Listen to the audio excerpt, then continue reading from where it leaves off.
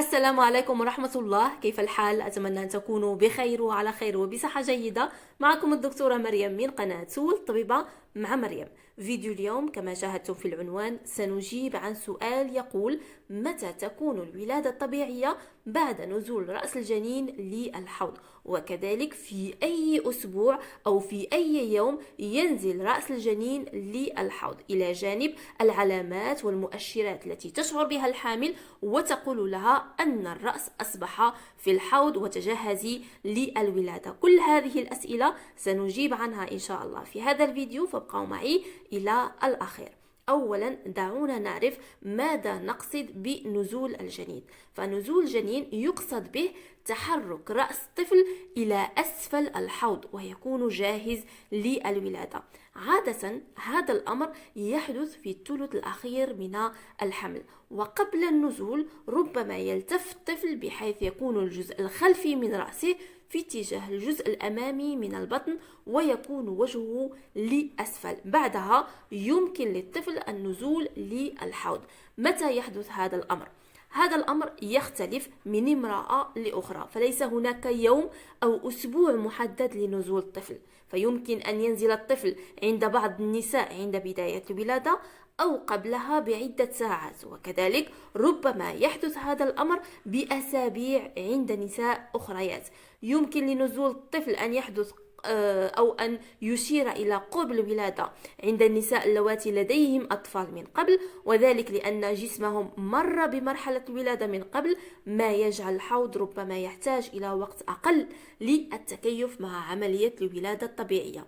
أما النساء الحوامل للمرة الأولى فربما يروا أن الطفل نزل قبل الولادة بعدة أيام أو بعدة أسابيع، وذلك ربما يكون بسبب حاجة عضلات الحوض إلى التكيف على وضع الولادة قبل بدء العملية بالفعل.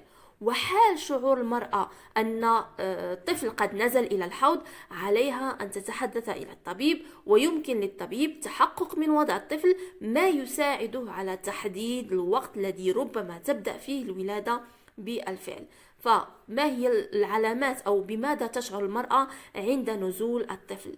أولا ودائما أقولها وهو الألم، ألم وضغط في منطقة الحوض. فعندما ينزل الطفل في الحوض ربما يزداد الضغط على تلك المنطقة، وربما يؤدي ذلك إلى شعور المرأة بأنها تمشي خطوات قصيرة وبحركة تتمايل، ما يزيد كذلك الرغبة في التبول والذهاب باستمرار إلى الحمام. كذلك ألم الحوض، فربما تشعر المرأة عند نزول الطفل بألم في الحوض، وذلك ربما يكون بسبب دفع رأس الطفل ضد الأربطة التي تكون متواجدة في الحوض.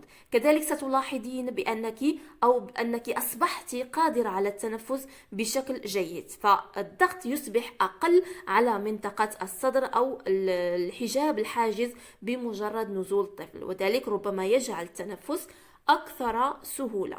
هناك بعض النساء من ستلاحظ ظهور البواسير، لأن نزول الطفل يسبب أو بعد نزول الطفل ربما تسبب رأسه ضغط على الأعصاب الموجودة في الحوض وفي المستقيم، ويمكن أن يسبب هذا الضغط الإصابة بالبواسير. فالبواسير عامة تظهر في الحمل، ربما في أشهر متقدمة من الحمل، لكن إذا ظهرت في الشهر الأخير فاعلمي بأنه ممكن أن يكون نزول الرأس للحوض هو السبب الرئيسي. ستلاحظين كذلك بأن هناك زيادة في الإفرازات، فنزول الطفل يزيد من الضغط على عنق الرحم.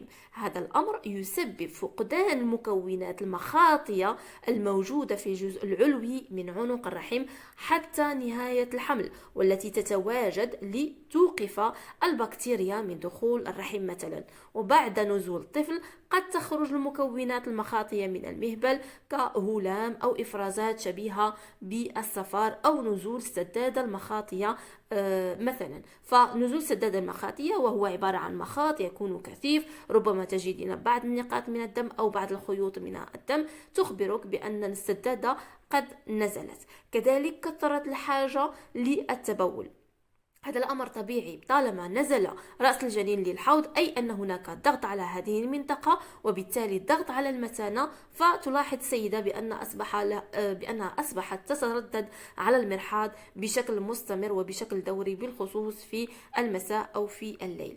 ستلاحظين كذلك ألم في الظهر، فكذلك يمكن أن يضع نزول الطفل ضغط على العضلات الموجودة أسفل الظهر، ما يمكن من أو ما يسبب الشعور بألم في هذه المنطقة.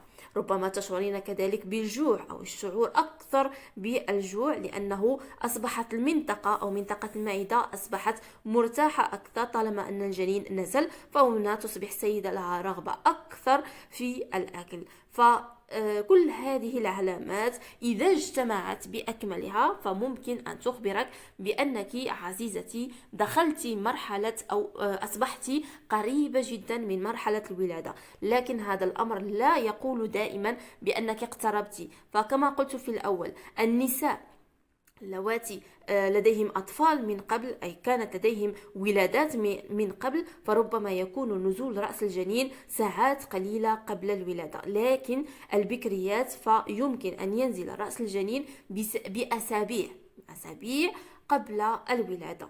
فتجهزي عزيزتي، إذا لاحظت بأن هذه الأعراض قد ظهرت لديك فكوني جاهزة، ربما بعد أسبوع، ربما بعد 3 أيام، ربما بعد أسبوعين أو 3 أسابيع، من سيؤكد لك الأمر وسيخبرك بأن فعلا اقتربت الولادة ونزل رأس الجنين للحوض، وهو الذهاب للطبيب. فإذا اقترن نزول رأس الجنين للحوض مع انفتاح أو بداية انفتاح عنق الرحم، فهنا سنقول لك بكل تأكيد بأنك في مرحلة الولادة أو اقتربت خطوة كبيرة جدا من الولادة، وأنك على بعد أيام قليلة من الولادة. يعني هذا هو جوابي على السؤال الذي يقول متى تكون الولادة بعد نزول الجنين للحوض، لأنه بالفعل لا يمكننا توقع الولادة طالما أنه لم نقم بفحص على منطقة الرحم وعنق الرحم. إذا كان عنق الرحم مغلق فأكيد الولادة ستكون بعيدة بالرغم من نزول رأس الجنين للحوض. أتمنى أن يكون الجواب يعني كافي ووافي. ألقاكم إن شاء الله في فيديو قادم، والسلام عليكم.